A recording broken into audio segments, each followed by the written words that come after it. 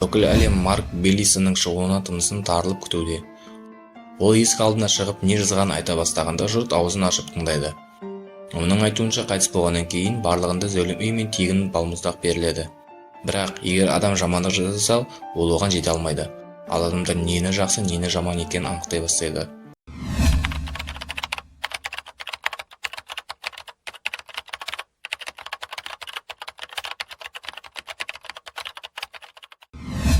Сәлем достар!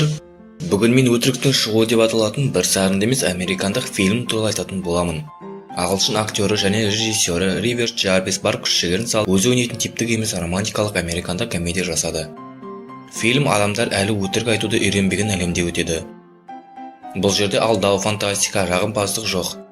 Әркім өз ойын айтады. Кейде естудің өзі өте жағымсыз. Кез келген адам жұмысқа қоңырау шалып, бүгін шықпаймын деп айта алады. Немесе құрбысына оның баласы онша әдемі емес екенін айтса, оны бәрі әдеттегідей қабылдайды. Марк Беллисон толығыңқы келген, жолы болмайтын қысқа бойлы жігіт. Бір рет ол армандағы қызбен кездесу ұйымдастырады. Бірақ ол оның ұнатпайтын есіктің алдында айтады. Соған қарамастан жұптар мейрамханаға барады. Онда даяшы өз жұмысынан айналатынын бірден мойындайды. Ол әдейі қанша ішетінін хабарлайды. Даяшы Марк ана үшін күмәнсіз жұп емес екенін растайды. Ол Маркқа кеңседен жұмыс істейтінін, жақсы жалақысы барын, оны өз қалауы бойынша жұмсайтынын айтады. Жалпы ол жұмыс істемей-ақ көп ақша алғысы келеді. Ол әдемі, табысты және өзіне өмірге қанағаттанатын нәрсесін біледі. Қыздың анасы қоңырау шалып, оған бүгінгі күннің егжей-тегжейлерін қиналмасын айтады. Жоқ, әдемі емес, толығыңқы, мұрны бадамша және ақшасы аз, сондықтан мама уайымдамаса да болады. Ол бүгін түнде онымен ұйықтамайтынын анық. Тіпті сүйісуден де баш тартылды. Ер адам оның үйіне апарады, ол оның бетінен сүйіп кетіп қалады. Марк үйге келеді. Ол жалғыз төсекке жатып қызықсыз жарнаманы тамашалайды. Мұнда іскерлік костюм киген адам Кока-Коланың құрамы менен оның өндіру құпиясын ұзақ және егжей-тегжейлі айтып береді. Марк таңертең жұмысқа кетеді. Жолда ол көршісін кездестіреді.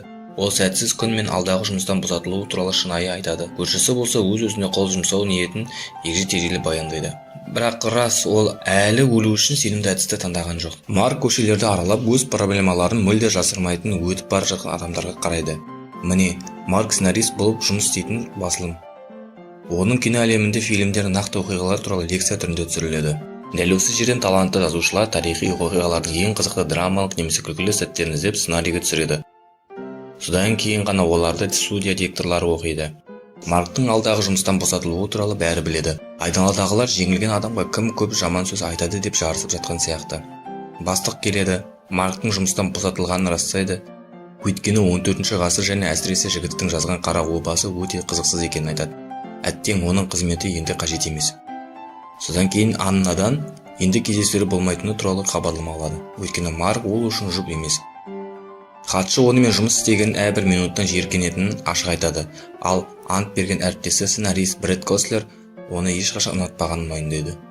Осылайша Марк жұмыстан жүрегі ауырып кетеді. Марк үмітсіз қарттардың өңсіз үйіне барады. Онда анасы бар. Маркқа оның қайтыс болатыны туралы бірнеше рет хабарлаған болатын. Оның бөлмесіне кіре отырып, ол жұмыстан босатылғанын шағымданады.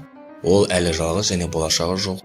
Және тұтастай алғанда ол өз отбасындағылар сияқты жолы болмаушы. Таңертең үй иесі жалдау ақысын алуға келеді. Бірақ Марктың $800 орнына бар болғаны $300 бар. Яғни ол баспанасыз қалуы мәжбүр болады.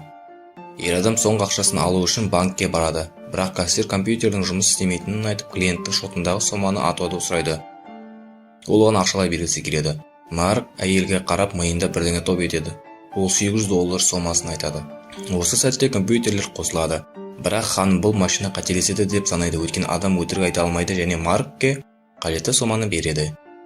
Ес-түссіз қалған ер адам ақшаны үй иесіне апарады. Ол үнемі не істегені туралы ойлайды. Барда отырған Марк достарына бүгін өмірде болмаған нәрсені істегенін түсіндіруге тырысады. Бұл құбылысты түсіндіру үшін ол өзінің есімін дактып атайды. Достар бұл атауды орынды деп санайды. Сонда Марк өзінің негр екенін айтады. Достары оның қара адам үшін ақшыл өңі бар екенін айтады. Бірақ әрқашан түсті досты армандайтынын растайды. Марк тағы да ол эскимоспын деп айтады. Жауап ретінде ол қара эскимостарды ешқашан көрмегенін естиді. Сонымен қатар ол велосипедті ойлап таптым дейді. Бірақ ол достарының ризашылығына бірден ие болады. Бір қолды неміс ғарышкері екенін айтса, Бірі қашан ұшатынын сұраса, екіншісі неміс тілінде амандасады. Жігіттерге оның нені білдіретінін түсіндіруден үмітін үзген Марк былай деп сұрайды: егер олар әлемді өздері қалағандай жасай алса, олар не істер еді? Ол кеңестерді тыңдап бір қызбен кездесуге барады. Марк есіктен шыға салып, бір сұлуды тоқтатып, егер олар қазір бірге болмаса, онда ақырзаман болатынын айтады. Қыз бірден жауап береді: олар мұны қайда жасай алады, осында немесе мотельде?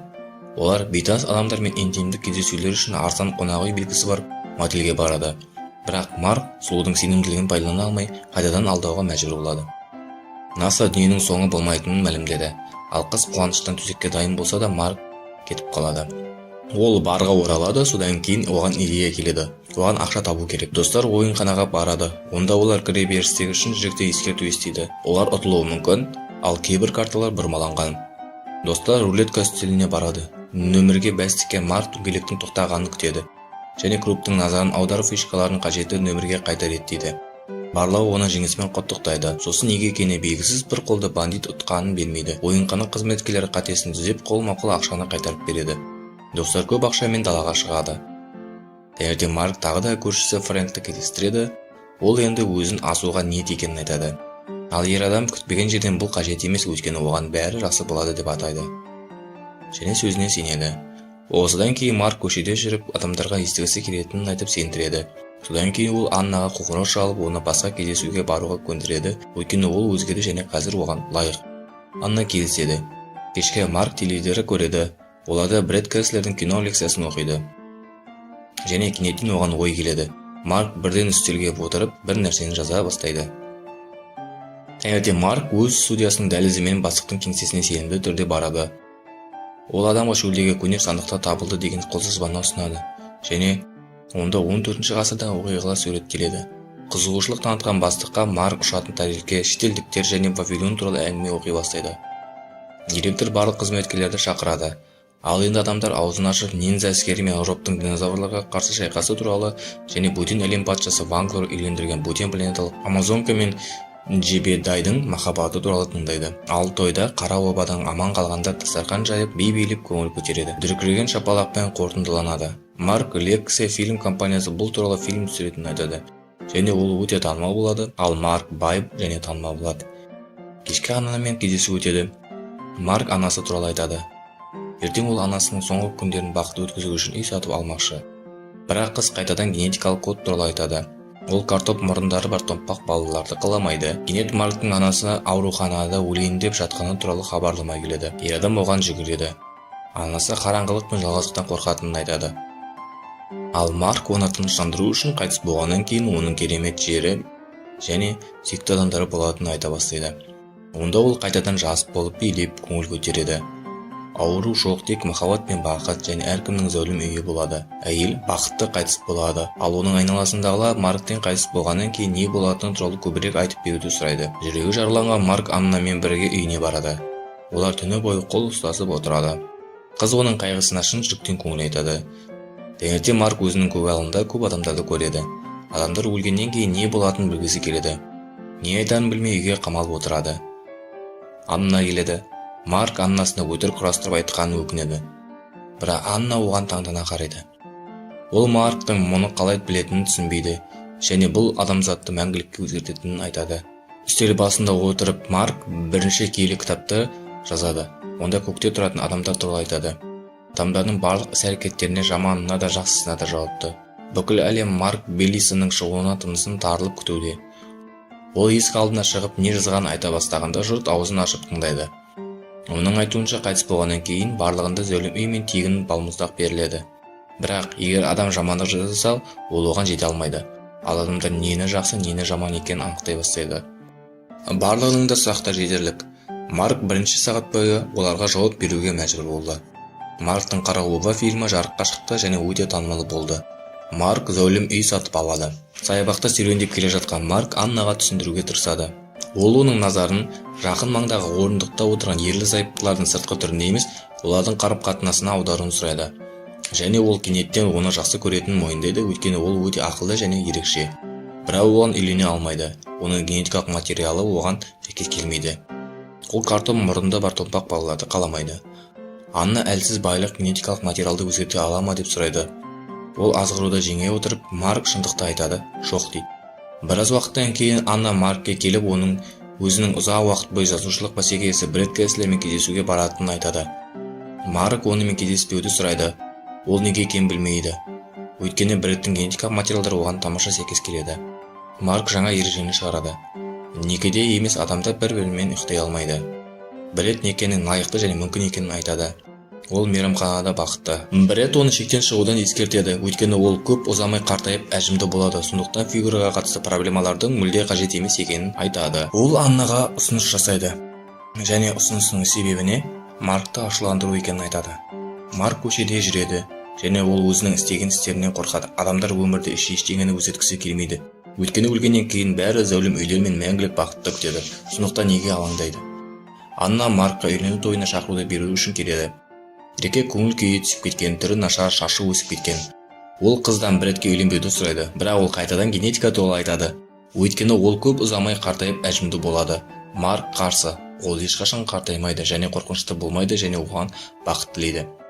Таңертең Грег Маркты оятады және оны қалыпқа келтіреді. Олар Анна мен Бредтің үйіне тойына барады. Көл жағасындағы ақ шіркеу тұр. Олар қазір көктен келген адамдарды тыңдап отыр. Сосын залға келін кіреді. Бред альтарда күтіп тұр. Екеуі де иә деді. Діни қызметкер залда отырған жақсы генетикалық материал ұсына алатын адам бар ма деп сұрағанда, Марк орнынан тұрып, Марк оның балалары Бредтің балаларының кем болмайтынын және олардың кем емес жақсы көретінін айтады. Неліктен Бред өзін одан артық санайды? Өйткені оның иегі күшті және метаболизмі жақсы болған үшін бе? Марк үшін Анна ең жақын дос, ал Бред үшін тек зат. Ол көктегі адамнан сұрап, тағдырын шешуді сұрайды. Бірақ Марк бас тартады. Ол өз тағдырын өзі шешуі керек. Ол шіркеуден шығады, кенет ол оны қуып жетеді. Марк көкте адам жоқ екенін мойындады. Ол оның анасы үшін ойлап тапқанын жалпы өтірік екенін айтады. Содан кейін ол мойындайды. Ол не қалайтынын түсінді. Картоп мұрындары бар томпақ балаларды қалаймын дейді. Соңғы кадрларда ас үй үстелі, оның артында Марк пен аузында картопы бар томпақ бала. Жүкті әйел оларға тамаға келеді. Ал адамдар бір-біріне қарап, бұл аспаздың шедеврі екенін айтады. Бірақ олар кешкі асты нанмен бастағанды жөн көреді. Анна бұза алмайтын жалғыз тағам. Міне фильм аяқталды, достар. Тамашалағандарыңызға рахмет. Пікірге осы фильм туралы не ойлайтыныңызды жазыңыз және бізге лайк басып арнаға тіркелуді ұмытпаңыз.